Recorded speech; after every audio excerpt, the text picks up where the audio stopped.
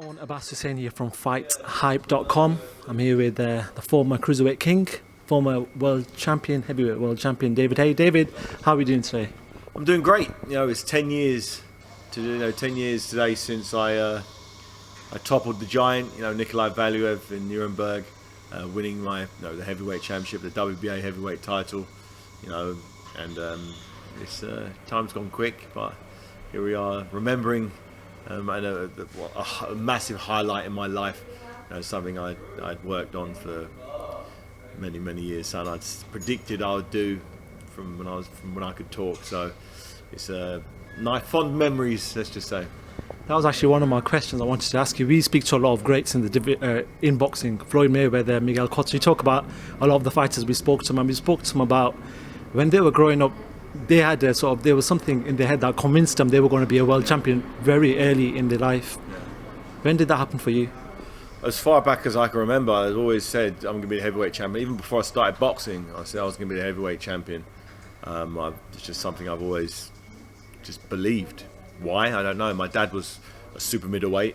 My mum was 5'5", so there's no real reason why I believed I was going to be big enough to compete as a heavyweight, but I didn't care. This is what I was going to do. Even when I was an amateur, I was fighting at middleweight, and then I was a light heavyweight as a senior amateur, which was only, 12 stone or something, 12 and a half stone. So I'm going to be heavyweight champion of the world. Although I was fighting in the light heavyweight division, I was, okay, this is just a preparation for me when I become heavyweight champion.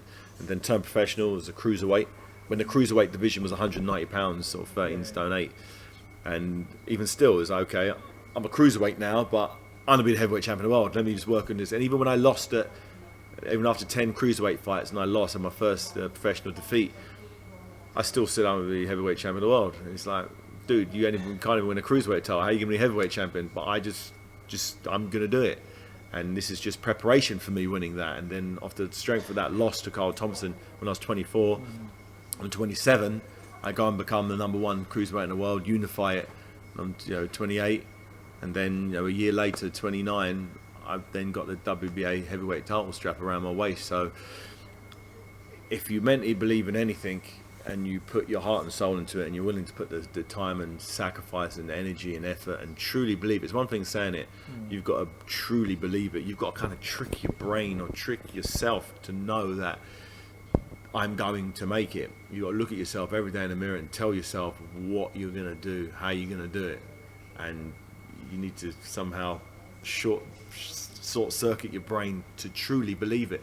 And I believe it. I'd have bet my life. If someone said, "Are you going to be heavyweight champion of the world? If you lose, you're going to die. If you're going to live," I'd say, "Okay, put a gun next to my head. I'm going to win the heavyweight title." And I was that confident that it would happen. And I was a little bit nervous walking to the ring, but I knew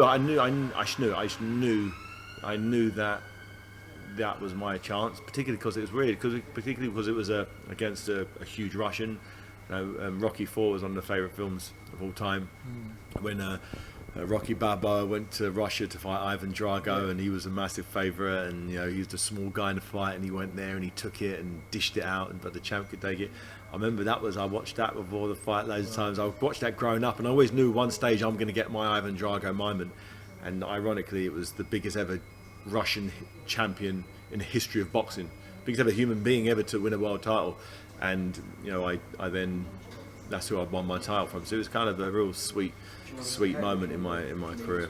When you started boxing, the heavyweight division at that point, it was quite mixed. You just seen sort of a prime Tyson sort of, finishing, or just towards.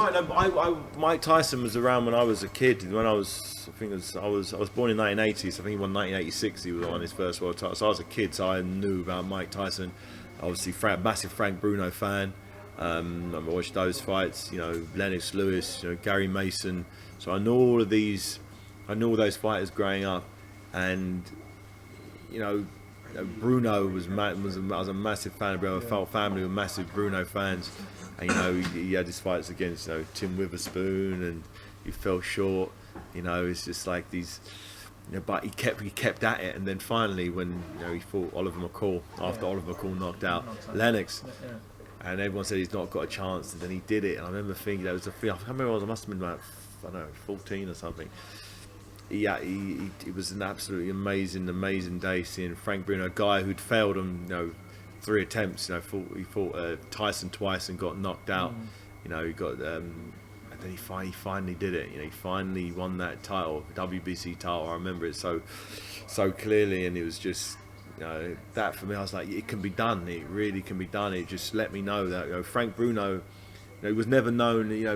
He was just a specimen who was so fit and so strong, and he came so close so many times, and it just fell away. But that for me meant so much. When Frank won that heavyweight title, because it's possible. It let know it's possible. Yeah. Even when everyone wrote Bruno off, he came and he did it, and that for me was lovely motivation.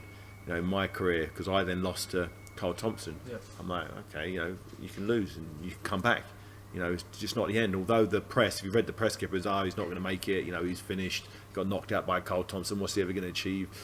I then ignored all that and just said no. They said the same thing about Bruno, and what happened to him? He went on to achieve his goal. So you got to look at other people's examples in life, and Frank was a massive motivation as a kid.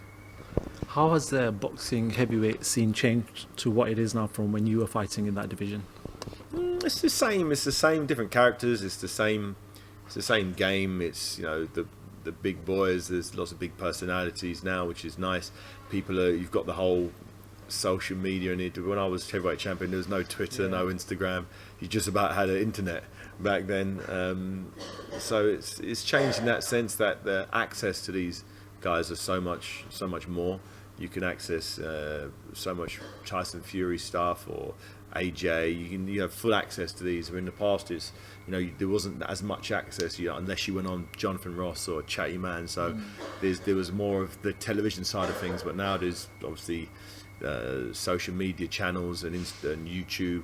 So I think the boxing's the same, but the way it's put out there is different now. It's easy to be a fan of boxing because if you're a fan of Canelo, you can go on YouTube and watch all his fights like that. In the past that wasn't the case. You'd have to have old videotapes of fighters, and you'd borrow them to your mate, and I'll never give them back to you.